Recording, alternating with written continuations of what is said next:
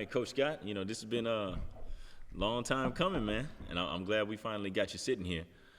But the way I want to jump off with this, we just got through talking about it before we press play on everything. But one of your old rivals, I guess you can say, but a friend at the same time, the late great Nate Harris, who was a legendary coach at Booker T. Washington High School here in Tulsa for so many years, and highly decorated, multi-time state champion, coached a ton of notable athletes. 13 of them. Yes. See, and that's a number that I wasn't quite sure about. But yeah, just walk me through y'all's relationship during y'all's time here in Tulsa together. I met Nate when he was actually at ORU. When I came out here, we had played pickup games and stuff. And you were still active at the time, huh? Yeah, oh yeah, I was still active, 23 years old, 22, 23. And so Nate and I met each other, and we played with each other, against each other and stuff. And then in 1982, I was at Oral Roberts at that time. Then the job opened up at Booker T. And then it got down to Nate and I were the finalists. And of course, they went with the better choice because he was an alumnus of Booker T. Spent all his time there. And it wouldn't be fair to me if I would come in and intercede at that time. And I had other things that I had been blessed with. So I was named the track coach at Booker T at the same time Nate was named the basketball coach. Same time. Okay. So we came together at Booker T in '82, and I coached girls track because Ava Fisher had had health issues, and she had to give up coaching the girls. So Nate was one of the ones that we became real good friends then, even though I knew him, but we were on the same side. We're on the same side for 4 years. That's when I was Larry McGee, and Nate and we would have a lot of things that we would do together. And one of the things that happened is that we moved to the field, and with Coach McGee when he won the state championship. Nate was the athletic director during that time, and I was just the assistant. I was the head girls track, assistant boys, but McGee and I became teaching buddies, so then we were all part of that group. So what happened is that I was asked to speak at Nate's funeral. I've known Nate, and we played games, head games. That was one of the things that we liked. We play head games. It would be me, him, and Mike, and Criddle, and sometimes in football, it'll be Melvin Driver. Right. And they all worked for a summer program except me. I worked at the Y, and the rest of them worked at the high school program that they had with Miss Dawson, and the office was off of 36th over there by the north side where it is now. Mm-hmm. They had an office over there, and for a summer work program is what it was. Mm-hmm. Federal funded summer work program, and all the coaches and Nate and they're in the same office pod. I go in there sometime to visit when I had a break at the Y with Emmanuel Palmer, Mr. Palmer, and Joe Bright. We all were over there. Then what happened though, is that all the rivalry would happen right in the summer. All the rivals, that's what they That's when they were arguing about the games and this, and it was just like going to the barbershop. Right. I mean, basketball coaches in North Tulsa was like going to the barbershop. You just rag about it, hey. But then when you put on that coaching coat and shoes, then you go out there. I'm going to work as hard as I can to try to have Central win, and Nate's going to work the hardest he can to get Booker T win. But at that time, he had the better players overall, size and athleticism. And then that's when I had to go and start getting players that could compete and stop the players from coming. Some of the players were going to Memorial and Edison. I can name several that were already going there. Right. So I started my recruiting campaign like I was at Oral Roberts. Recruiting campaign. And the recruiting was to go to Madison and keep the kids at Central. Right. I didn't go outside because I got accused of that, but I didn't do that. What I had to do, go to Madison, go to Cleveland, go to Carver. Those were the three schools that they allowed me to go to, and I wasn't going to those schools with the previous principal until I got Dr. Reyes. And she said, "What do you need, Coach, for your program?" I said, "I need to go with ROTC, the band, and everybody else when they go visit these schools, and I need to go with them. I've already had 11 years of experience from Oral Roberts University." Right. So I already knew that if I could just get there and get them into a room, you could do the rest. yeah, I mean, I recruited my own brother who didn't want to come to Oral Roberts. So I had to convince them that Central was as good a place as any place. Right. I wish I'd have got Snoop, but he didn't come over. I'm gonna tell you, you said something to me a couple of years ago. You may or may not remember this. We were talking about the whole. We were talking about the rivalry, I guess you could say, from back when.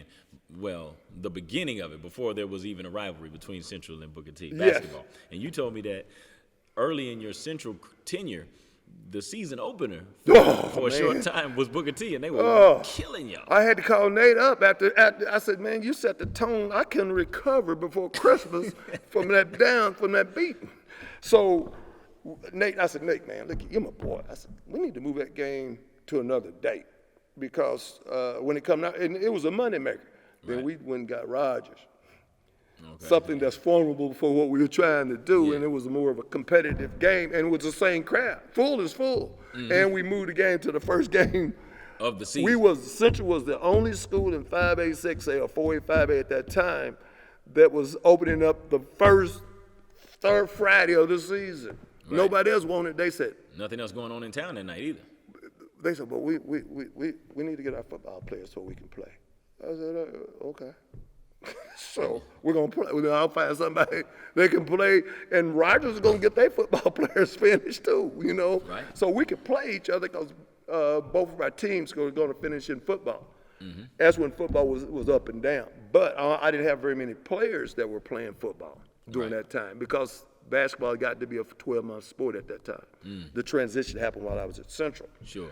So what happened is that Nate and I would talk about strategy because he was pulling for me like I'm pulling for him because we, ORU days. So people didn't know that. So he said, T, man, look here, let's move that game, man, T, because I want you to beat me more than all them other people. So we're going to move our game, right? So we moved it when we replaced it. So Nate and I worked that out when he was at athletic director and I was the basketball coach. So when they gave me permission to do the schedule. And we moved it to mid-December, early. We're still a fundraiser. Right. Were y'all still playing twice, home and home? Oh, yeah. Okay. Oh, yeah. Well, that changed when, I won't say, but we only had enough teams in the Green Country to play each other. But when Muskogee pulled out, we were really on then. Then we just it was all city then. Right. They were twice. Everybody's in town. Everybody in town. Let me ask you. Okay. Obviously I'm full of questions. Yes. Man, yeah. But I'm good. When, in your estimation, do you think your program over here at Central was competitive enough to where it's like, okay, I really don't care when we match up with Booker T. I don't care when I see Nate. Consistently speaking, we in 1990. Okay, which was the year McLean won the state championship, correct? That was the year when we were very competitive with Booker T. Right. Very competitive, but we didn't. McLean won the championship. Right. And we did, but all three of us were because McLean had something that they had on Nate, Mike Bowden, because they were able to just upset Booker T with just a 500 squad. I mean, they go into Booker T standing room only, and the tallest player 6'2", and beat Booker T 20 at Booker T sometimes. And I'm going, how's this happening? It's the mind over matter thing. Now, you and I talk about mind over matter a lot. McLean thinks that they can compete with Booker T because the same players lived in the neighborhood back before Central got involved. Right. Because it was just, hey, all the Muskogee kids that were, I'm not Muskogee, I'm sorry. All the McLean kids that were real good, Booker T got them. Right. So then the leftovers were just as talented, but wasn't academically what Booker T, I think. It's just me because they had a committee over there, and I was part of that committee too, that would accept different people from outside of the perimeter of Booker T. So that hurt McLean's players enough they would be mad when they played Booker T. Foaming at the mouth. Oh, can't wait. And then we got to be that way with Century. Man, we went over there that year when they had Dante, and man, they whooped us so bad over there. Oh yeah. When McLean gets focused, they're as good as anybody in the state, man. I mean, if you get it, it's just a matter of time. They're gonna be back there. That's right. If they stop the bleeding, because they know. I think, from what I was told, that some of their players have been going to Owasso and places like that because they're allowing transfers now at Owasso. So McLean allows them. That's why their program is hopefully Willie. Is Randy still there, I think, and that they can get those athletes back. It's just a matter, it ain't the school, it's the athletes that make the school. That's right. You know, and that's why when I thought that, and when I talked to Smoot's coach, I talked to Mike, and I said, Oh, Mike Parrish. Mike Parrish, good.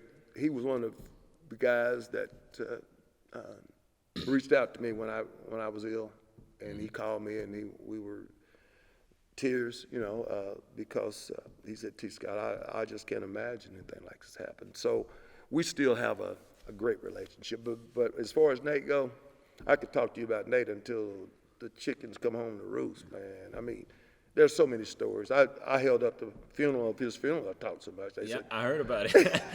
I heard about it. My daddy told me they had to come tap you and say, all right, Yeah. coach, that's enough. Yeah. So don't, you know what I'm saying to people, if you want me to talk about Nate, you gotta give me some time. It's a lot there. I got you. There's a lot of games there. It's that game, I was in the room when he made that decision to start his second 5 in the state finals. Arthur Thomas, I mean, Edmond Memorial was ready for Booker T. I'm working at Booker T. And when they came down, and I refereed in the state tournament when Booker T was playing in the state tournament. Hold up, as an employee at Booker T? Yeah. Oh, man, that's all. I didn't referee Booker T's game. Oh, okay, I got you. But I was there because I had called in, called in sick and went on to the state tournament and refereed in it, made a lot of money. You refereed sick. So then Nate and I were talking down in Norman, he said, I'm T, man. And twin, me, him, and Yarborough, twin, Bradford, all the whole staff. He said, man, I'm thinking about starting that second team, man. What do you think? I said, man, that's gutsy, man. State finals? State finals. That's gutsy, man. Second unit. Yeah, second, man, yeah. He started it, he did it. Mike Del Garzo just looked around and go, oh, what's up with that? What's going on here? He done put all this prep work in, all this strategy out the door, all his matchups that he had, gone. But he didn't know that second fight was just as good as that first fight. Yeah, see, that's a luxury. They took a lead. They was up 10, 12 at the end of the quarter with the second team. Then they put Arthur and them out there. Game over. It wasn't next thing you know, the Garzo, he's some reason leaving coaching. He's there, you know what I mean? That was a devastating loss. Everybody in the West Side was thinking this Edmond Memorial's time, man. What year was that, Coach? Had to be 80. All right, Melvin Gilliam. Well, the year that Arthur Thomas was a senior, whatever the year, I was only at Booker T from 82 to 86. Gotcha. So in that 4-year window. In that 4-year period, Nate went off. He won 4 straight. I was there the first 4 championships he won. And then when I talked to him, I knew he wasn't going nowhere. He said, man, T, that Central job be a good job for you, man. And I said, you think so, really? He said, yeah, man. I said, get them guys under control. Had Wayne Cornelius, you had some other guards over here. Wayne went over there and hit Rogers' mascot during the game. Come on, man. Oh, man, it was something, man. It was something. Oh, they were all off the chain, then man. they called me and said, Ken, you got to, yeah. They had just went to the state tournament with a losing, for like the second time with a losing record at Central. It was just like, they got hot to get to the state tournament and they just get, beat the first round, going back down. So we knew that there was an opportunity. So what I had to do was the discipline part of it. And I learned that through experience myself because I was could be a disciplinary issues when I was in college. So, That's a good segue because that's where I want to go next. That's one thing that you had always would preach. That's what you always preached whenever I first got into high school under your instruction. Is like you would use the word discipline a lot. Yes. And obviously I had a very marginal view of what that word meant. I just felt like that meant you're gonna be mean, I gotta take it. But there's really you got more layers to that. Yes. And so yes. Why do you think it's discipline, that element is so important when you're dealing with the types of kids like a Central or McLean or Booker T has? During the integration time, when I integrated the all-white school, I learned the difference between athletes that could be coached and athletes want to do their own thing. Right. And the difference is discipline. I was in the 9th grade. I started at a small black high school in basketball in the 9th grade. By the time I got to 11th grade, when it's time to integrate, I thought I know everything. The coach, I'm doing my own thing. I don't see a whole lot of coaching going on. Yeah. But he was a football head coach. That was my basketball coach. He was the head football coach. Yeah, that doesn't happen too often. Don't happen to us because in a small, we only had just my class alone was 25. Oh, well, yeah, that's a short commencement. That's a short, so, and you had in that, you might have 15 girls and 10 boys. That's I mean, it was like that. So the discipline wasn't shown to me until I went over to the white school. Classes, I made an F on my first 2 tests in class because the class was so easy at the school that I was at. I was making straight A without even trying. So you weren't getting pushed. I wasn't getting pushed. So when I got to the white school, I had to face integration. I had to face academics. I got my first C. Oh, I was just down in that. And then I looked at this other grades of the people in this lady's class, another Amy Smith, you got to do the work. Just because you got to do the work. She didn't mess around. So I didn't have that experience of doing the work. So she taught me. And then, she taught me, and if I had missed a day of school, they'd come by the house. Oh, yeah. They come by the house. Sure. So because I'm been an athlete at all white school, they're going to say, we got to keep him here eligible. I had to prove. Don't hit the table, Coach. I'm sorry. I had to prove to them AD that I was academically sound. And you were. So it wasn't a matter of capabilities. No. Okay. No, it wasn't that. I had to get pushed because I didn't know what a C was. Straight A's, man. That C got my attention. and English wound up being my weakest subject, even in college. I did C's in college my freshman year in English. So I realized then that I'm on something. I have to figure out another route. Yeah. Because I'm not getting that English down as well to be an English teacher or write these essays and all that research stuff. It's too much work for me. So you rerouted? To business. Became a business major. After I finished those 2 years of English, done with them. You said, I'm going to get my basics? I'm going to get my basics, what I have to have on my basics to get out of there. Then when you get into your 3rd year of English, you get a little easier time. Them first 2 years, man. That first year, they want to see if you learn anything in high school. It ain't about if they presented it to you, did you learn anything from it? It was presented, but as you can tell, I was a clown too. I was the laugh of the party with a stuttering problem. Now, see, I didn't know about the stuttering problem. Yes. You got to tell me about that, man. But before you get started, I guess it's safe for me to conclude that you've always been one of the bigger personalities in the room. Yes. So this ain't new. No. Okay, but now tell me about the stuttering problem. When my mother had a speech impediment and it passed it on to me. When I was in high school, before even when I can go back as far as I can remember, they were always telling me, my family members, my parents and grandparents and uncles and aunts would tell me, just slow down before you talk to us, just slow down. And it passed on to my son. And but we both grew out of it. Right. I grew out of it. I stuttered so much that I didn't have communication to have a girlfriend. Didn't go to the prom and nothing. Didn't talk on the radio after games, even though I hit the shot to win the game. And they asked me. They were begging me to get on the radio. But I was so embarrassed with my stuttering that I didn't want anybody to, so I never got on the radio. I think that's understandable. I didn't take a girl to the prom or nothing. And when I got to college and I changed over to business my 2nd year, the first thing on your list of classes that has to be required is speech.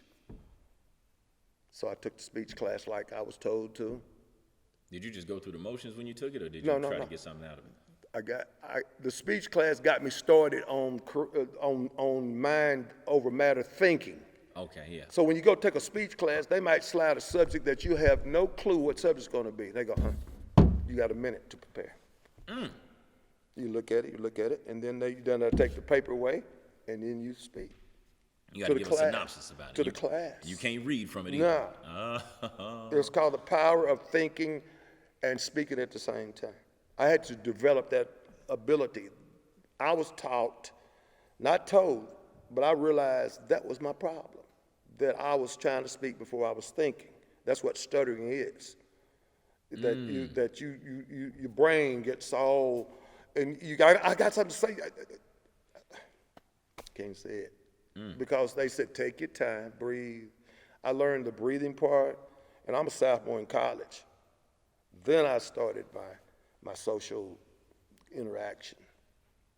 Coach, that's major right there. And you just taught me something, because if someone, before that breakdown you just gave me, if somebody was to ask me to tell them what stuttering is, I wouldn't have been able to put it cut and dry like that. I would have had to give them an example of it, like physically. But I think that's a great synopsis. Because they talk about, because when I came to after I finished from Middle Tennessee, and many people don't know that I played for Tricky at Middle Tennessee, and I know Tricky. I have more years of experience with Tricky than anybody. Right. Anybody. And that's your late college coach. That's my late college coach, and I was on his staff here at Oral Roberts. And then I was his academic advisor to make sure all these athletes were eligible. That was my job. So then I learned the academic process also, the eligibility. I had to keep up with the NCAA requirements, classes. That was my job. There was no such thing as an advisor back at Oral Roberts back in the 70s when I got there. I was the academic advisor for those questionable athletes. Right. It was just another one. It was just another task for the coaching staff to assume. That's what you're saying? He gave me that task because I was a low man on the totem pole at the time. With arguably the most important responsibility, though. Yes, because Oral asked to train me to be the first African-American faculty member full-time. He wanted me to be that person. So I'm having to go back in my college days to learn how to articulate in order to go through a process of hiring and an interview. Right. Because then that's the first thing. So when I met with Oral, and he asked me what my good thing, bad thing, I said the stutter. He said that no one stutters worse than I do. And he said that was my biggest problem, stuttering. So we connected with the stuttering. And that's how we had conversation about stuttering. And if you Google Oral Roberts and stuttering, it'll tell you about the stuttering. And conversation with him and other people. So I didn't talk or on the radio until I got to college. So I had a lot to say, but I couldn't say it. Now I'm the voice because now I can say it. So I go back and I say things that people say, why is he so excited to be saying that? Because I remember when I could say a full line without stuttering interruption. Not one line. If I would say something like they say, what'd you have to eat? I couldn't name the food without stuttering. Man. And that was bad. I was severe. Then later on, I found out, that my health, people ask about my health, and that's not what you're asking, but that I had other things that were technically keeping me from realizing my potential. But God had other things. I did learn, I got closer to my religious conviction when I came to Oral Roberts University. I realized that God had other plans for me. I realized that life is not going to be judged by just that basketball game. It's going to be judged by what did you do to help your players? What did you say to them? Are you a good example, a role model, or what did you do? God put me in a place, though, AD, of the experiences that I'm sharing with you, because when I went and got the first year, I was PE. The second year, I was business. I changed my major to include, because I felt like that would be my money maker, would be my business abilities, because I've met a lot of people. And at that time, because of the government, the title government with hiring minorities and stuff like that, we just had to be in position qualification-wise, because when I came to Oral Roberts University, they wanted me to become the first African-American to be full-time on the faculty from the United. They had a Nigerian, but but he wasn't a certified teacher like that. So I took on that responsibility because I had been through it at my high school in my hometown. I'd been through it at my college. I didn't know all that till I went to school. I didn't know the things I was doing in college would have never been done before. And to end it is that I have an opportunity today, and we'll get to another subject, to speak to the first African-American head basketball coach in Tulsa Central history that at one time played here as a state champion. And he's also King Days. Never has this ever happened. You're the only one that's done it. I was the first African-American basketball coach here. Right. Now, you're the first African-American basketball coach that played here, and now you're going to coach here, ever. I appreciate that, Coach. And that's just why I'm excited. You know, that's why I'm glad that you're here. I'm glad that you got the other players that played are here with you. Mm-hmm. I feel like that I have a measuring stick of, one is that all you guys are high school graduates, mm-hmm. and most of you, if not all of you, are college graduates, and at least have some of that history in you. That's what I smile on. What did your players do after the eligibility is up? I got 5 of them that are coaching here. Because I got DJ, of course, Moncrief, trying to coach a little bit. And they both coaching, man. Yeah, they coaching them up. And the record showed we are one day removed from DJ Birmingham out there, you know, coaching his little football team. I think they're 3rd grade. I could have that wrong, but if I do get that wrong, forgive me. But they just won their 3rd straight championship, 3 years in a row. I saw that. The thing about it, is that, and that's how I got into coaching. I didn't want to get out there coaching. You made your mind up early. I did. It was a job choice for me. Yeah. Tricks, I only got one offer.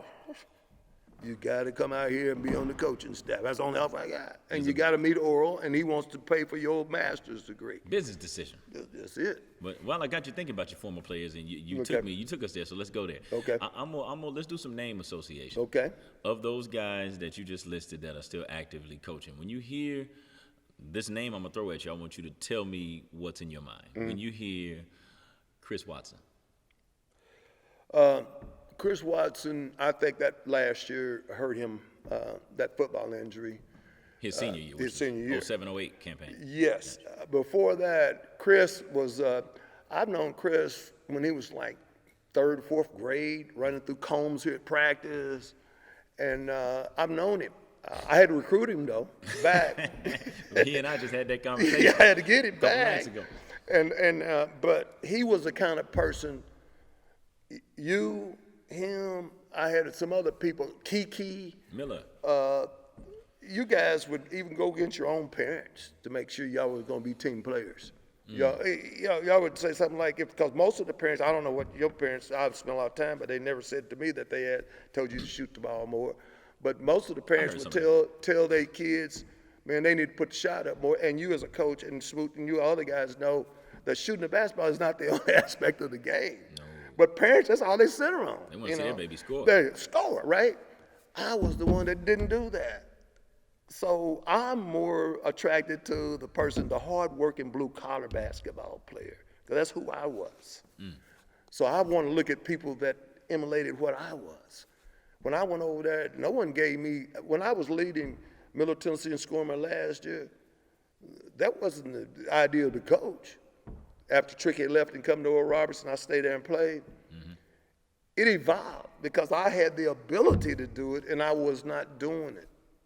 I was not doing it because I always been a team player. I'd rather get excited about throwing a bounce pass or an alley-oop to my teammate than I was me to take all the shots. I took that part of my history and I injected that into your team too. Right, and you're right about that because I would hear, not to blast anybody, but I would hear a lot of those rumblings from outside the program. Yeah. Particularly as it pertains to Chris, like wanting him to assert himself more offensively. But he was, in my opinion, he always was like mature a little bit beyond his years. His brain was ahead because again he was in the 3rd or 4th grade and he was learning all that stuff. And the thing that I remember, and his parents, not at the same time, but his mother and his father would come and say, hey, we need to get Chris got to shoot the ball more. And I go back to Chris, I said, Chris, just keep doing what you're doing, man. Because You had to the do some double team, talking, huh? he loved his teammates. He loved his teammates. And then when he did that, when he was on the freshman team, I had to pull him, if you remember, because he was getting coached and they was taking all the shots. And same thing with talked about that a Ryan couple weeks ago. Devers. Yeah. Ryan Devers, same kind of thing. Getting them up. They weren't the same players until I coached them. When someone else coached them, man, they were told not to have the discipline. So they respected because I would tell stories every day about my life, my history a little bit. At least once a week I say, hey, Yeah, man, you would. here's what I'm trying to tell you. There's a reason why I'm doing this stuff. Yeah. I said, I've got all this experience that I've learned from other college coaches particularly that I can inject into the Central basketball program, but I have to have you be willing to follow the lead. So every now and then I said, if it's good enough for Kansas, or if it's good, I would bring that at practice. If it's good enough for Oral Roberts or TU or OU, why is it not good enough for you guys? We in high school, you want to go to these schools. I'm trying to get you ready to go to those schools. Give you the blueprint. Give you the blueprint of how to get there, because not only did I work at Oral Roberts, I was the recruiter, one of the recruiters at Oral Roberts. So you knew the criteria. I knew the straight out criteria, gate. what college coaches were looking for. I put that on every team, How about that? including Central. Yeah, you did in a major way. But Wayne Jackson. Wayne Jackson, if I'd had Wayne when he was a freshman, we had him the two years. Last two. He has so much upside. Wayne was a very gifted, intelligent young man that if I could have got 100% out of him, standing after practice, lifting weights and doing the running and working hard and stuff, he had D1. He could be in the NBA. He had that level of potential. He had that level of potential because what could he not do? He could run. He could jump. He had great timing on his rebound when he decided to. He talks well on defense. And he was very unselfish and a great passer. Rim protector. Yeah, that's what I'm saying. That's that defense he protects. So what I'm saying is that the only thing it was is that he started clock watching at 3. That's a fact. That's a fact. He started clock watching. Because he knew we getting out when school's out. He know we ain't going over. So he get to looking at that bell ring, boy, you can see his face. He be looking at me going, this coach going to let us go or not. It's bell done wrong. But what I decided to do, the first couple of times I let you guys out, or you didn't go. You always would stay and lift weights and shoot. I had to fight in the parking lot. I said, now I got to wait till all the people that are trying to connect against them. I had to look out there, and I would have, during that time, I'd have maybe card. I said, check, see if anybody in the parking lot, man, before I let these guys go. Yeah, might be turning us over to some 'Cause elements. a couple of times I would let them go, and Chris and Wayne go. Man, I'd see 3 dudes pick them. I don't even know them. I said, where they going? Yeah, man. It was like that. But I knew it. See, that's the thing about, and I'm not going to brag on my social life, but I had a social life that gave me the experience to know what to watch out in my team, because I was also not doing exactly what they're doing, but I have a history of not forgiving them for doing what they're doing. When I said they had to earn that back. There's a punishment, there's a reward and punishment system in life. Yeah. And it goes into sports. So what I wanted to do, hopefully what I wanted to do with the discipline is that I wanted them to come out to be like you, and to be. I got several people like you that always went over and above what was asked of them. Tried to, anyway. Yeah, you did. Yeah, well, the effort makes you there. I don't mean you might not have the data to prove it, but you said I maximized my abilities. What I'm saying. You rarely cheated on the 230 and 5s, and the rest of them, man, that angle was so bad. That angle was so bad on some of those guys. Yeah. But until Oblique. a story on Chris's dad. Gene Jones. Gene Jones. The legend. Gene Jones said, I'll tell you what, if I can get anybody here to run the 235 the right way, be $100. He put the cash on the table. $100. You talking about Willie Pond, you talking about Jason Harris, Demetrius Gatewood could run like a deer when it was about money. And all them guys were just sprinting. 3 of them made it. Which 3 was that, Cole? I don't know. All I know is Gene had to come up with 2 more $100 bills. I know that. Because if he said to a brother, you better do it. And listen, our memory gonna get real good when it comes to that paper. Oh, man. Most I ever did for y'all was $5. Yeah, $5. And we look at that as a win. Yeah, that was a win. Now, you take a charge, I give $5. I did the game. I said, how much owe you? 20. Guys, come on, man. Just $20. Is that all I'm out of? So the next they be falling in line. We have more block charges, Smooth, man. They be in that little. Everybody trying to close. get Everybody trying to get in. late. Gaywood waited. I mean, not Gaywood, but Glazier waited till the finals to get his $5. Oh, jam. State final, he get his $5. But that was an incentive because that happened when I was in college coaching. Mm-hmm. The coach would, Hayes, Tricky, whoever I worked with, that was one of the drills. They might put a 20 on the half court line. You make that shot, you get your money. Yep. It's it's so competitive. For $5, I would put $5 down. They be shooting it on Smooth, and before you know it, they done put up all these shots. Ain't nobody leaving. Mm-mm. They're not even going. Ain't nobody leaving. Y'all done been out of practice 20 minutes. Yeah, 20 minutes. They still there trying to make that shot. So you only get one. You only get one try, guys. You gotta relax. Yeah. Then I finally had to go to that one. At first, when I wanted somebody to win and to get competitive and keep them to stay, I said first one hit it. Then a couple times because I wanted them to stay and. They were getting unlimited usually shots. you do it. Let me explain something to you. Usually I would do it whenever there's a crowd out in the parking lot. That's right. So I have a shoot off. You distracted them. I start laying $5 down now. So how's the parking lot? Still busy. All right, there's another $5.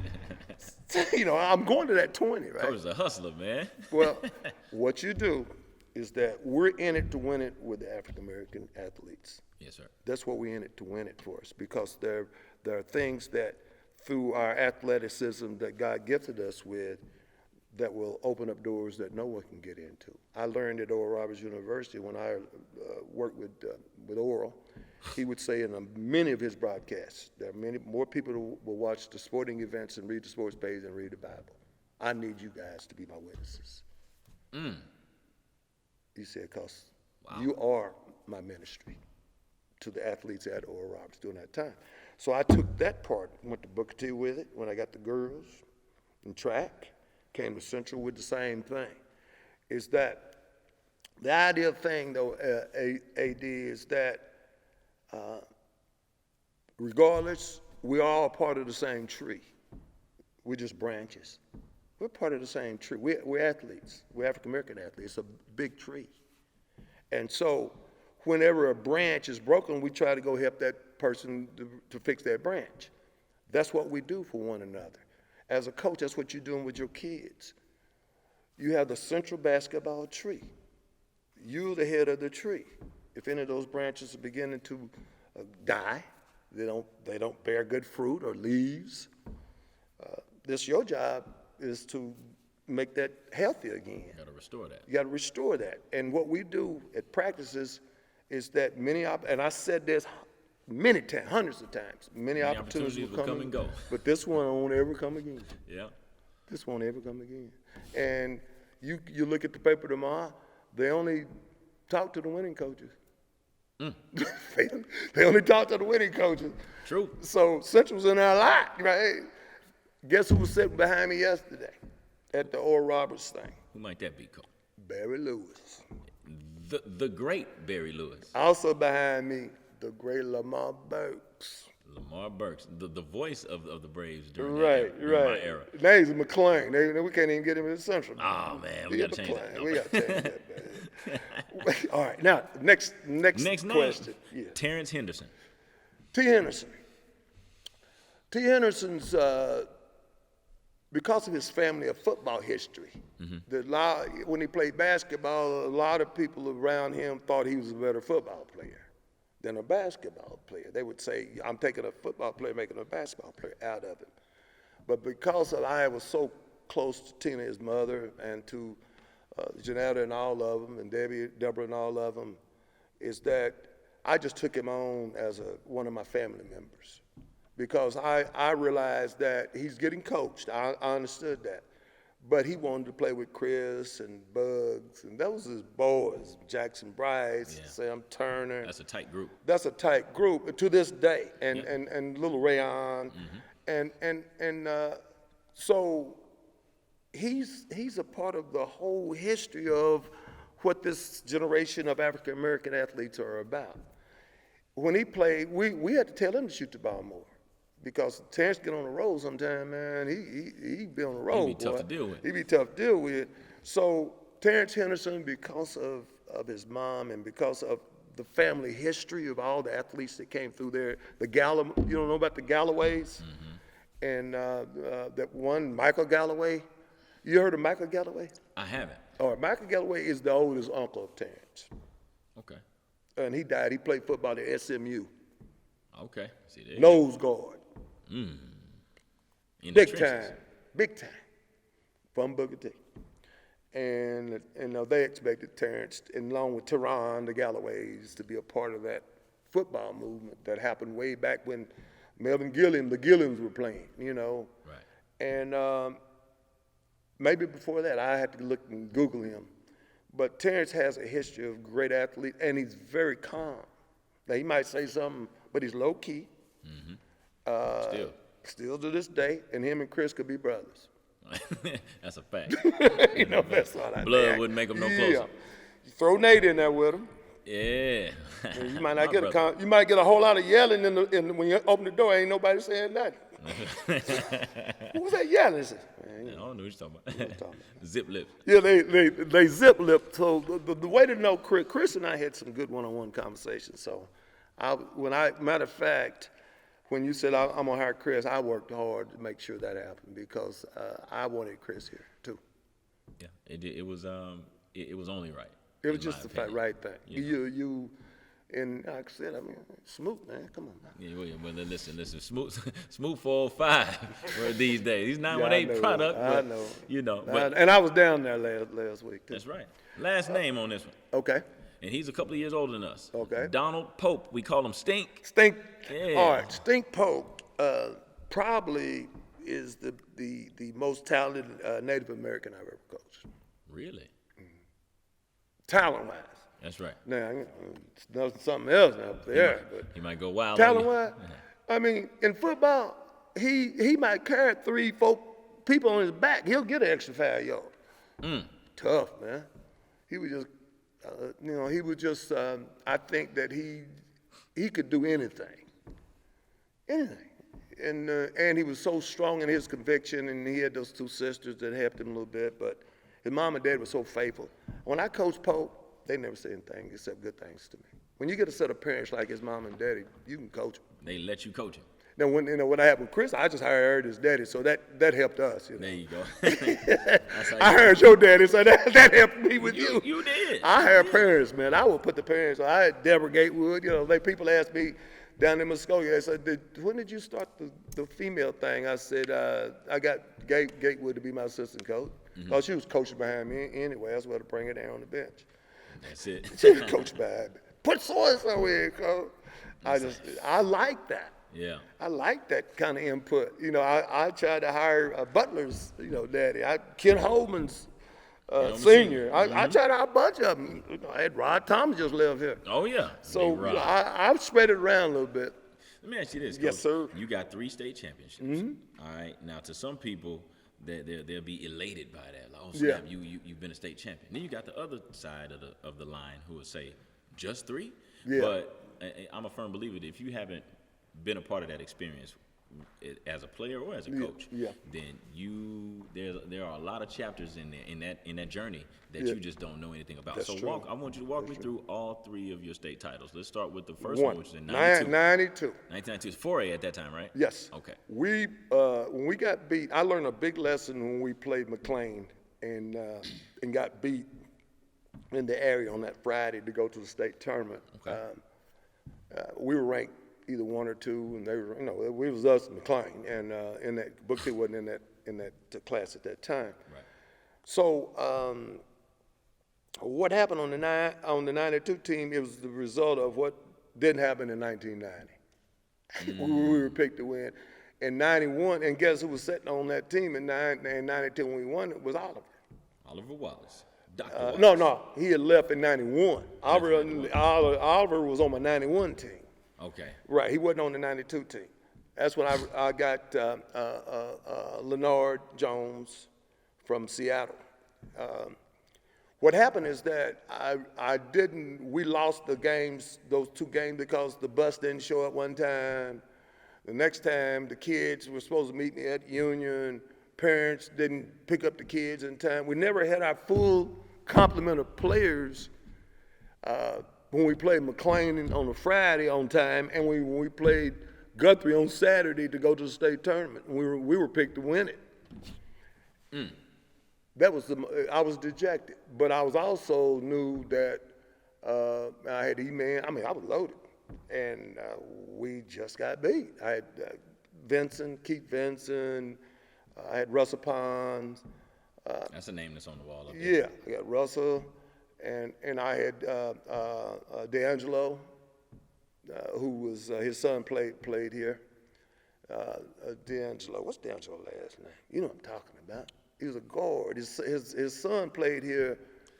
Are we talking the 92 team now? We're talking that this was the or the team that fell short in 91. Yeah. This is the team that fell at 90 in 90. In 90, okay. Which was this is the 90 team. Okay. Yeah. In 91, we get beat in the playoffs because we had to go 2 broken bow. Ooh, okay. And the winner was going to play Star Spencer. No and we had just beat Bishop Kelly in 91. They fired the coach since we beat them. They said, if Central beat you, and we were good. And so was Bishop Kelly. But we got them twice. We got them in 19, and when I first got the job in 87, we got them. And then we got him that time. And they fired the coach in 87. I'm sorry, they didn't fire him when I got him before. That was Berrien's. I didn't do that one. So the 92 team was a result of the mistakes that I made, which means is that we went to hard practices. I had Jermaine Shaw. That's the name I remember. And he still contacts me. And I had Leonard Jones. So I was 6'7", and 6'4" inside. And we ran that Kansas OSU 1 game fizz. Right, I still got some of those in my catalog. Coach. Yeah, we run that. And once we got the lead on them, we came from behind in semis. We beat Bishop Kelly in 92 by 20 at home in the regional finals. We behind by 14 in the first round of the state tournament against Bishop Kelly. We're behind. Nice turnaround right there for them. We're behind. They had Johnny Gendron. He was the All-American. His sons played at Bishop Kelly after that. And we just decided to go double him. We decided to just go 40, straight up 40. If he turns, we're going to double. And then we finally wore him down. We picked him up from here every possession. Every time because they know the ball has to be in his hand for them to win. So you get it out of his hand. Took that 14-point lead away, wound up winning. And that's the quarterfinal. Yeah. Okay. Now what about the semis, the next night? Semifinal, we played El Reno. Ooh-wee. El Reno been good for a long time. Yeah, they were good. They had a guy that went to University of Denver during that time. He was good. And we got them. And then in the finals, we get McGinnis. McGinnis is the dance partner, huh? Yeah. Okay. And their coach, he became the coach that we went to his gym when we practiced. We went down there in 06, and I said, hey, this guy here, he played with McGinnis when we beat them in the state finals. He said, Coach, I didn't want to talk about that. Look at you. And that was in 07 when we went over there, and we practiced. Right. And that was years later. You Yes. still didn't want to talk about that. You snatched I still say, hey, man, I don't want to talk about that game, Coach. I just think that the 92 team was a barometer to come. Because we were knocking on the door in 93, 94, semifinals. 3, 4, 5. Well, only one of those years we didn't make it to the semifinal. And we got beat, and I think that was a year we got beat the first round because we had beaten Martin to go to the state.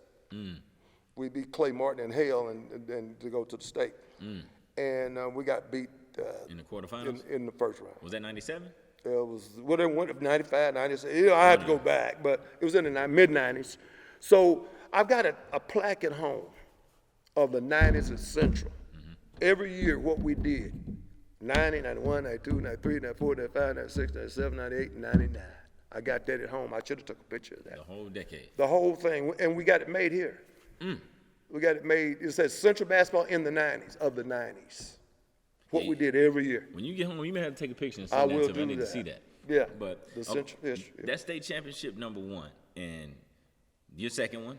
2, all right. What was in '98? 98. Let me just give it up to you before you get started. Okay. Because that's we're talking 2 state championships in the same decade. Decade, yes. You know what I mean? That's tough to do in a Yes.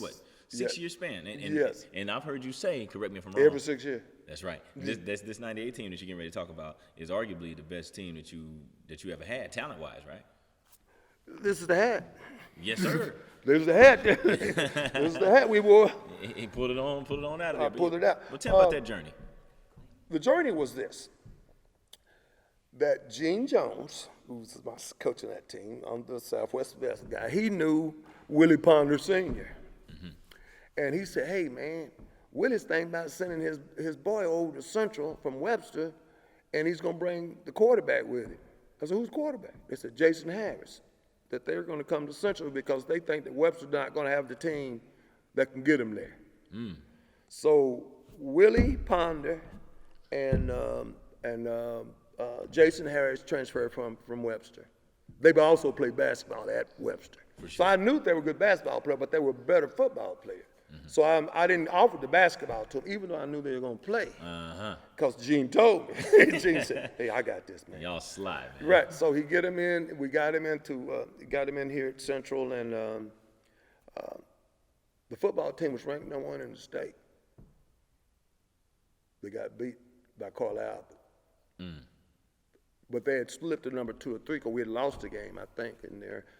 And we had to go to on the road to Ada someplace. We had to go play Ada at Ada or something. It was raining or cold. Yeah, inclement weather, as they say. Inclement weather. And we were picked to win the game, even though our seating was different. We were on the road. I was at the game. Raining. Game was cold. Ugh, cold. Raining and cold for brothers, you know. That'll work. So when the game was over with and we lost, it was a close game, we lost, and we gave them all we could. And on the way back, I was wondering, I had practice the next day for my basketball players. They showed up. Basketball practice the next day, Saturday morning. That says something. We were in Ada Friday night. Here comes Willie and Jason, Armstead Worm, Jeremy Armstead. 3 starters in football that were primary football players. Walked into the gym, and they came to me. They said, Coach, we're ready to win a championship. We didn't get it in football, but we sure going to win one in basketball. So it might have been one of the most undisciplined social teams I've ever coached. But as far as basketball players, man, they can get it done, boy. That's a great way to put that, though, the way you did it. So what happened is that we had practice, and you had I put the football players on the second team together collectively. And I put the starting 5 with, that means I had Thomas Bowie, who was going to play football. I think he might have played, I don't know. I had Thomas Bowie and Dave Atkinson, my 2 big guys. Both of them are 6'5", muscled up, football players. And then I had the 3 amigos with Q and Gatewood and Nose. JoJo Nose. JoJo Nose. And I had the defender was JoJo. Right. And Jason Harris. And Willie Ponder. So I knew I had, and I'm deep, and that's 10. Then you throw in Jason Parker, I'm 12, 13 deep starters at other schools. Strong. I always had to keep them eligible. Of course, we were 25-0 when they were all eligible. Right. Didn't lose a game. Now, I remember you told me a little bit about that journey of that season. Weren't y'all, you said y'all were undefeated for the longest time. 16-0. 16-0, and then dropped 4 straight. Yeah. Right? Tell me about that. About how we wound up 21-5, didn't we? 21-4, 25-3. We only lost 3 games. Oh, okay. It was 25-3 was the record. What do you do when your team is riding high like that, how do you keep reinvigorating them without? Just walk in there and tell them things like what you read in the paper or you see on TV. You say something like, "They still talking about us. Still talking about Central. We lucky." I don't think we lucky. I think we're good. So we got to go get good again. They tell us we lucky. You just keep relighting that fire. It was in the paper. Oh, so that helps. They wrote an article on Central basketball said they might have peaked too early. Because we lost them 3. I think I told you that story too. Yeah. It was in the Tulsa World. Well, Central might have peaked too early. So they were saying these things after y'all hit the little slide. Yeah, after the 3 to get ready to go to, we get ready to start the playoffs. Yeah. And they said, is the Central team going to hold up, or are they going to, what we're going to do here? And I just locked that door, locked the locker room, and I put them dogs on the line. And I said, if we lose, we ain't gonna lose because of conditioning. I know that.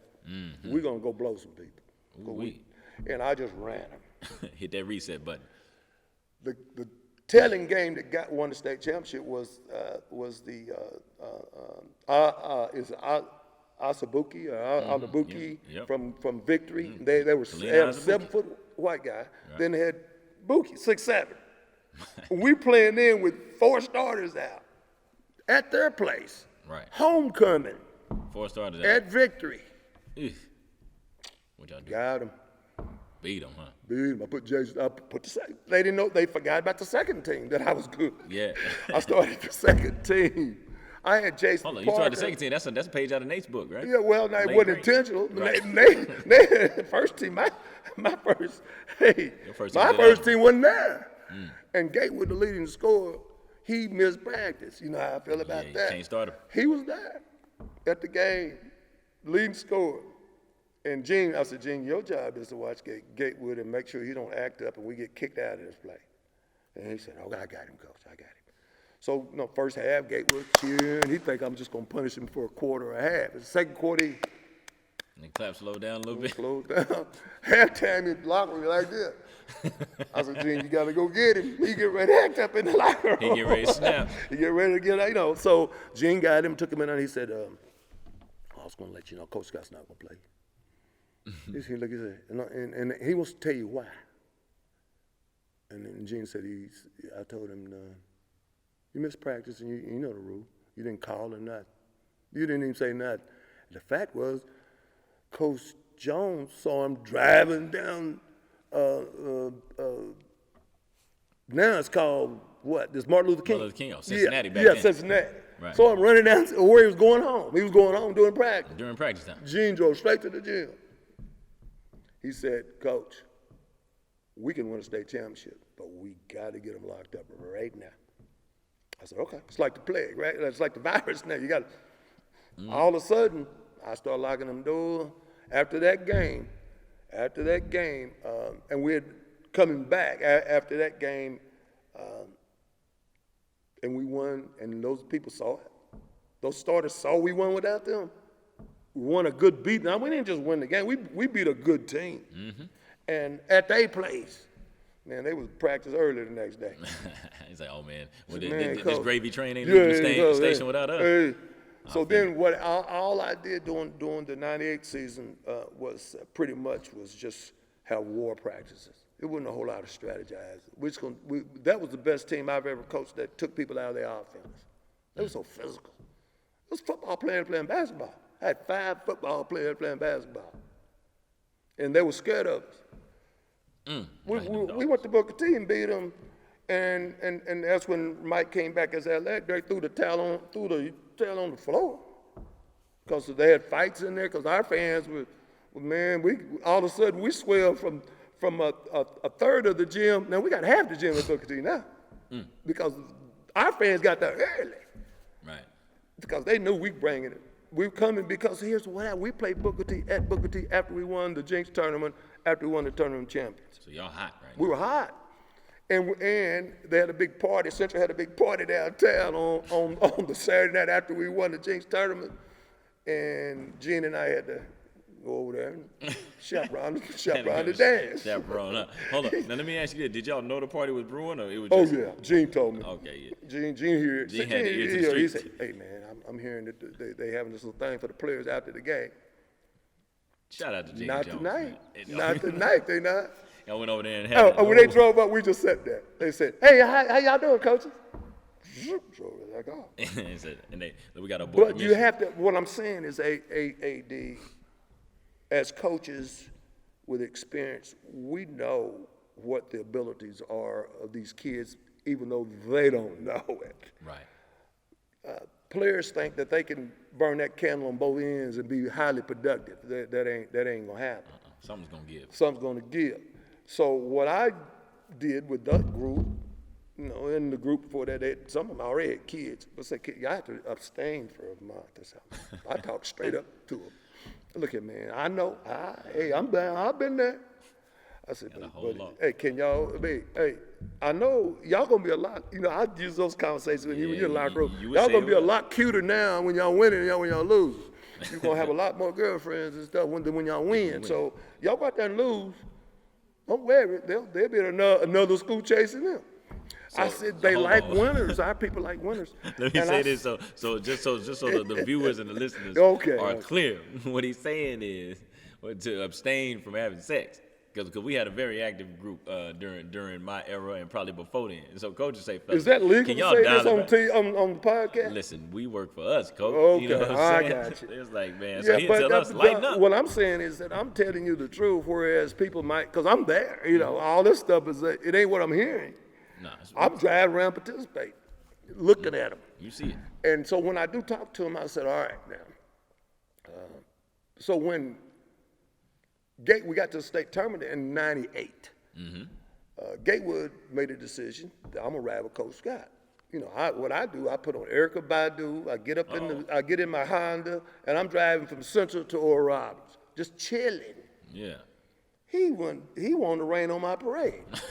He said, he wanted to talk. "Coach, if you don't mind." No, he don't talk. He want to listen to Erykah Badu because he knew that's what I listened to. He's been in the car with me when I heard that music, and he said, "Coach, I can't get focused on that bus. Is it okay if I just hook a ride with you?"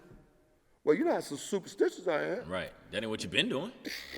No, but what I'm saying is I took the chance because we're going to a different season. So I said, I'll take it. We're going to the state tournament, and we won the first game. So now he locked in my car now. Yeah, he can't leave even if he wanted to. No, he got to ride with me. So the whole time I'm talking to him, I'm gonna need you, Doc. He just his head like that. I said, I'm gonna need you, man, because you when we played McLean with Ebby in the area of the tournament, he wanted to guard Ebby as his boy. Had time, we had to get him off the floor. He learned, I can't breathe. He done looked up, used up all his oxygen chasing Ebby. So I said, look here, time out. Great idea, Gatewood. But then we can't win when you're playing Gordon Ebby. I got to change. We're talking about Jason. I got Jason Harry, Willie Ponder, and he wanted to pick your poison. He wanted to guard him. So I just started a regiment of other athletes to guard Ebby, and wore Ebby down. And I wished we'd have had that conversation, but when you broadcast him, he might have brought that. He would know that. That we turned, when we got McLean, that was the springboard, because we knew that the only one could stop us was McLean. We just thought that in '98. Because we had beaten McGinnis, we'd beaten Sapapa, Jinx, Union, Booker T. We beat all of them. And the one that knocked us down was Mick Wilson, whom I helped hire. He was at East Central, and we were 16-0, and Gatewood said his ankle not feeling right. At home. We lose the game. We lost the 17th, 18th, and 19th game. Article hit the paper. I only got 3 games to go to get them right. Right. I got them right and went on one state, and the rest is history. Big time. It was intense college practice is what it was. Competitive atmosphere, it sounds like, too. The blocking dumbers hit them, and everybody getting touched up. We're going to beat people up. You got to do it. If you're going to do it, you got to do it in practice to be able to turn it up in a game. So that's what we did in '98. Now the last one. But now, yeah, the last one, which was in 2006, and what's interesting about that is you had developed a little bit of a pattern between championships 1 and 2. Yes. It was 6 years. Yes. Now this one is 8-year high. Yes. Pressure's on. Pressure was on. Now, when was there a moment during that season, during that 05-06 campaign, where you felt like this team can win it? When I got Wayne back, Jeremy got eligible from my suspension. I got the Lewis back from he had the little he got suspended, throwing him in the elevator.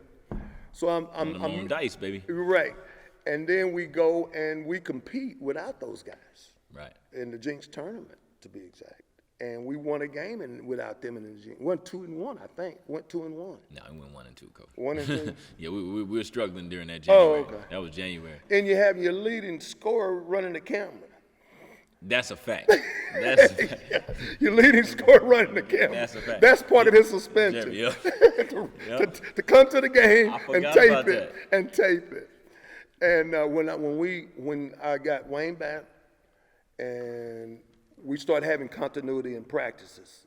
We begin to develop because when Wayne got out there, that goes like press breaker, the rim protector.